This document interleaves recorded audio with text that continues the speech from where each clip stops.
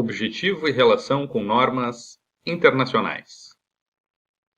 ISO 9001 e IATF 16949 Automotiva. Olá pessoal, sejam muito bem-vindos ao nosso módulo 4.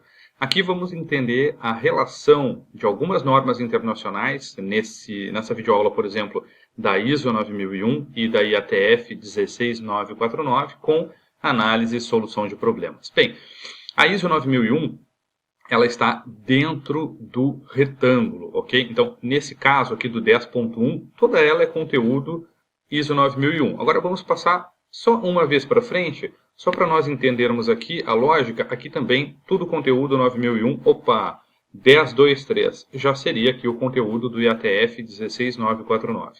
ISO 9001 é uma norma bastante conhecida, não é mesmo? E que norma é essa com um número estranho, 16949?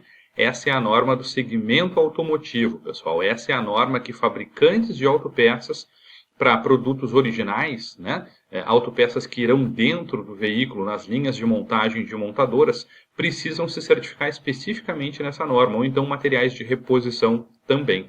Ela é a evolução do que um dia foi a TS 16949, Technical Specification, do que um dia foi também, no passado, a QS 9000 americana, que Ford, GM, Chrysler, tinham como normativa para os seus fornecedores, para a sua cadeia de valor, assim como as montadoras europeias, certo? Então as italianas tinham as normas AVSQ, as alemãs tinham as normas VDA, algumas ainda persistem, e as francesas, Renault, por exemplo, Peugeot, PSA, tinham as normas EAQF, ok? Vamos lá, vamos entender então o que as normas de sistemas de gestão certificáveis têm a ver com análise e solução de problemas. Bom, a gente vai passar aqui somente os requisitos em vermelho, e eles já são muitos, onde a norma diz, por exemplo, que a organização deve determinar e selecionar oportunidades de realizar melhorias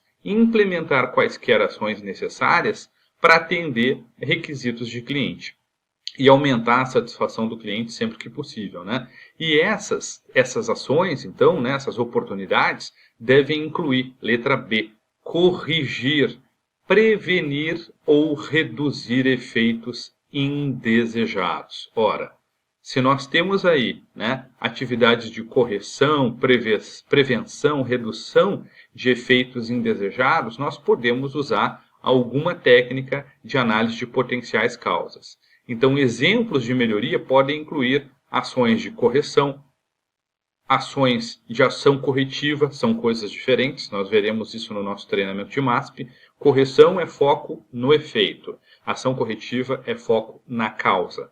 Melhoria contínua, mudanças revolucionárias, inovação e reorganização, ok? 10.2, não conformidade e ação corretiva, 10.2.1, bom, aí tudo vermelho, pessoal? Tudo tem a ver com análise e solução de problemas. Ao ocorrer uma não conformidade, incluindo aquelas não conformidades provenientes de reclamações, o que é uma não conformidade, pessoal? Vamos ao conceito. A gente pode entender não conformidade como sendo um problema, como sendo um defeito, como sendo uma falha, ou ainda como sendo o resultado indesejado de um processo, um conceito um pouco mais amplo. Então, o que a organização deve fazer? Ela deve reagir à não conformidade e, como aplicável, tomar ações para controlá-la e corrigi-la e lidar com as consequências. E avaliar a necessidade de ações para eliminar as causas da não conformidade. As causas. Pessoal, como é que a gente vai conhecer as causas se eu não tiver algum método, alguma metodologia para descobrir essas causas potenciais? Sempre que a norma fala em causa, está ali nas entrelinhas, causas potenciais. Obviamente que a gente gostaria de ser muito assertivo e saber de cara qual que é a causa, qual que foi a causa que gerou determinado problema. Mas muitas vezes isso não é possível, a gente precisa contar com o conhecimento da equipe multidisciplinar que está nos ajudando naquela análise de causas. Então, a gente sempre vai procurar por possíveis causas, por potenciais causas, que se não forem as causas efetivamente geradoras daquele problema, gerarão oportunidades de a gente estar atuando futuramente com uma abordagem um pouco mais preventiva. tá certo? Então, avaliar a necessidade de ação para eliminar as causas das não conformidades, a fim de que elas não se repitam ou ocorram em algum lugar. Essa é a grande chave, pessoal, né? Depois de a gente analisar as causas potenciais, a próxima etapa, né, seria a análise das causas raiz, que nós veremos em outro treinamento. Não nesse, em outro treinamento. Fique atento. Mas após a análise de causas potenciais e após a análise de causas raiz, nós vamos para a tomada de ação, nós vamos para um plano de ação. E o grande objetivo desse plano de ação é fazer com que, uma vez implementadas e eficazes essas ações, o nosso problema, a nossa não conformidade, a falha, o defeito, a reclamação de cliente não se repitam. É importante a gente deixar claro aqui, não conformidade, pensem aí num sinal de igual.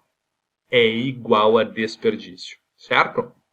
Vamos lá. E aí, mais aqui para baixo, né? Ali na letra B, números 1, 2, 3, como é que a gente faz isso, né? Analisando criticamente, analisando a não conformidade, determinando as causas, olha aí, determinando as causas da não conformidade e determinando se não conformidades similares existem ou se poderiam potencialmente ocorrer. É a famosa análise de abrangência que a gente vai ver no treinamento de MASP. E aí segue aqui o baile, né, uma série de requisitos relacionados à análise de causas. Então, vejam, tudo a ver, né? IATF 16949 e ISO 9001. ISO 9001 é o núcleo central do IATF, falando sobre análise de causas potenciais. O que mais? A organização deve reter informação documentada, registros, né, como evidência de que essas causas foram investigadas, da natureza das não conformidades, quaisquer ações subsequentes tomadas, dos resultados de ação corretiva, certo? E aí nós temos um suplemento, né, o que está fora do retângulo, lembrem, é conteúdo da norma automotiva, né? A organização deve ter um processo documentado para a solução de problemas que inclua, vamos direto ali, letra C, análise de causas, incluindo análise de causas raiz, metodologia usada, análise e resultados. Então, tudo que está marcado em vermelho tem muito a ver com análise de causas, mas nesse caso aqui do 10.2.3 do IATF, principalmente letra C, análise de causas, né? A causas raiz, no caso, metodologia utilizada, análise e resultados. Onde o cliente tiver processos, ferramentas ou sistemas específicos prescritos para a solução de problemas, a organização deve usar esses processos, ferramentas da qualidade, ferramentas de gestão ou sistemas, a menos de que outra forma aprovado pelo cliente. Então, na norma automotiva, é muito forte, né, a necessidade de usar aquela metodologia indicada pelo cliente, certo? Finalizando aqui, para gerir garantias, quando eu, como fornecedor, tenho que dar um produto em garantia para o meu cliente, porque o produto que ele originalmente comprou falhou, não funcionou, tinha algum defeito. Então, para a gestão da garantia e para análise e gestão das reclamações do cliente, incluindo falhas de campo que podem culminar em algum tipo de saneamento ou recall, eu também preciso utilizar a abordagem de análise de causas, pessoal. Então, é uma ferramenta muito útil, muito importante no contexto da ISO 9001, no contexto do IATF automotivo, ou mesmo se a sua organização não for uma organização certificada, isso é fundamental, é uma ferramenta fundamental para que a gente consiga eliminar o desperdício da organização. Tá bem? Muito bem, chegamos aqui ao final da nossa videoaula.